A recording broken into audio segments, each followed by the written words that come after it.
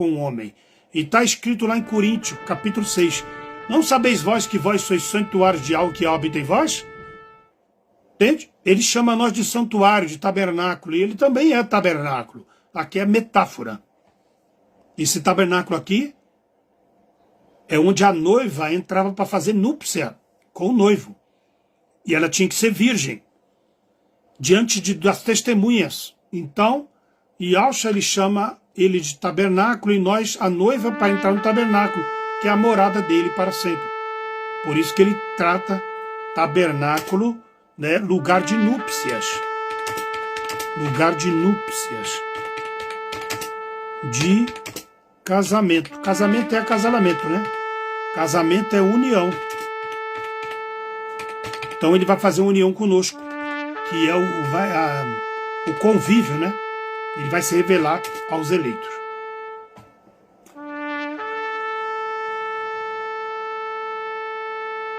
Enquanto Yahshua estiver pronto, o Antimachia também vai fazer um pacto global. Ele vai unir as nações para o Antimachia. E ele vai trazer uma falsa shalom no mundo inteiro, enganando, se possível, até os eleitos. E vai haver um período de 1260 Iur. Entende? De perseguição. Vai dar-se início à grande tribulação. O grande sinal da grande tribulação será o fim. Será o fim do dinheiro físico. Então, o grande sinal para o início da grande tribulação é o fim do dinheiro físico. E eu coloquei aqui, se você for analisar, o dinheiro físico, eu tive uma revelação, uma vez que Yahshua falou para mim, você vai ver o dinheiro físico terminar, e ali iniciará a grande tribulação. Agora presta atenção que data que está lá. Ó. Eu vejo hoje falar sobre isso. Ó, pacto do global, cadê? Aí, 2027, ó. Será o fim do dinheiro físico. Então presta atenção. Eu vi uma notícia que as elites mundiais querem pôr fim ao dinheiro físico em 2027. E quando eu fiz esse estudo aqui, falando de 2027, eu fiz esse estudo em 2020. Então, 7 anos antes, olha que coincidência. 2027, 7 anos atrás, eu falo do fim do dinheiro físico. Que Al falou para mim, quando você ver o fim do dinheiro físico, se iniciará a grande perseguição.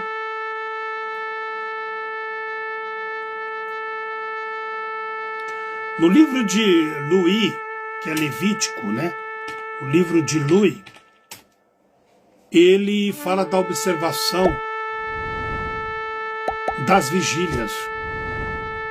E aí eu falo que Yahshua ele ressuscita às 15 Sha'á no Shabat. Compreende?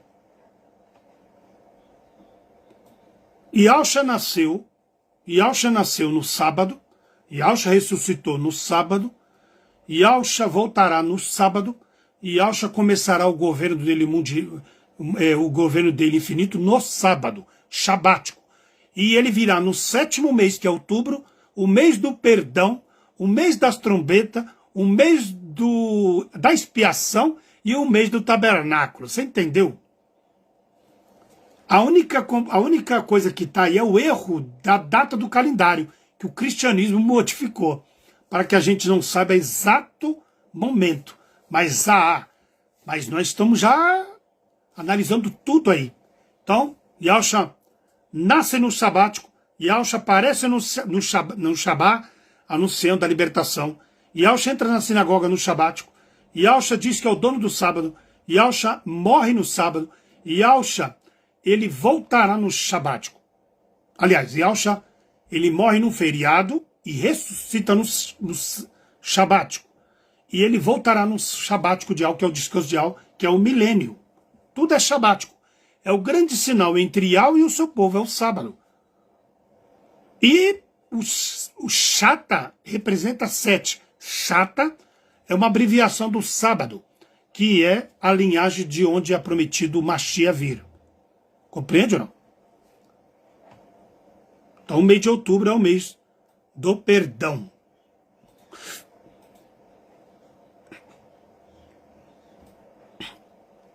Yahshua nasce no mês de outubro, o mês do perdão. Por isso que um sacerdote falou, eis a salvação entre nós, porque ele veio nascer logo no Yom Kippur, né? Primeiro ao 10 de Yom Kippur, o mês do perdão, o Iur do perdão. Então 1 Coríntios 5 vai falar também disso, só que eu não anotei aqui, entende? O apóstolo Paulo fala sempre das festas judaicas, porque ele sabia da importância.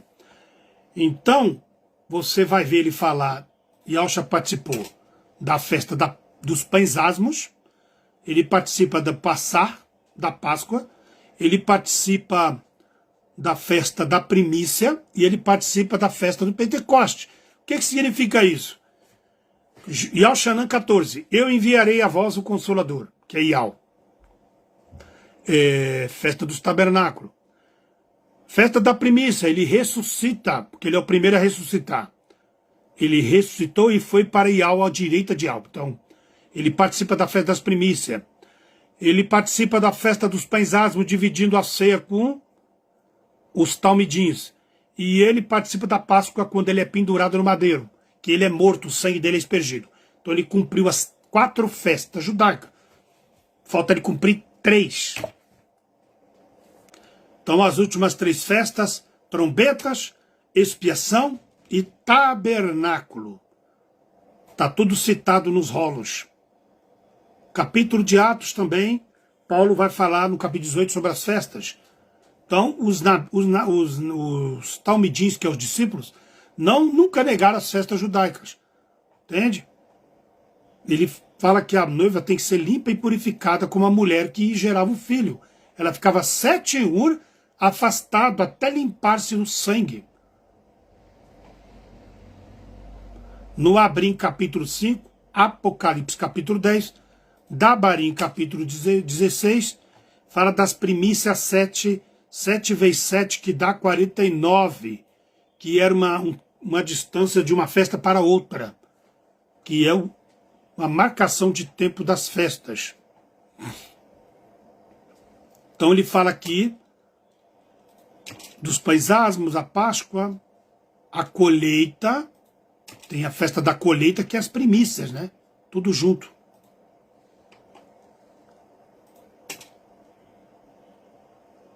Sendo que o total das festas é 7 festas. Ele fala da Páscoa, dos pães asmos, depois ele fala das primícias, do Pentecoste. Também fala da ressurreição, que foi a ressurreição foi a sua morte, e a sua, a colheita foi a sua ressurreição. E a colheita será quando nós formos morar com o Yahshua para sempre. Fala das trombetas, da expiação,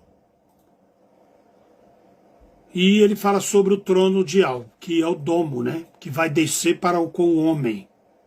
A 7ª dimensão vai descer. Você sabe o que é a 7ª dimensão? Yahweh está no 7º nível do céu, que é o Shammai, o domo. Essa 7ª dimensão vai descer para ficar com o homem na terra, como era no Éden. Yahshua descia no Éden para andar com Yahshua lá. Então assim que vai ser a presença de Yahweh na terra, no milênio.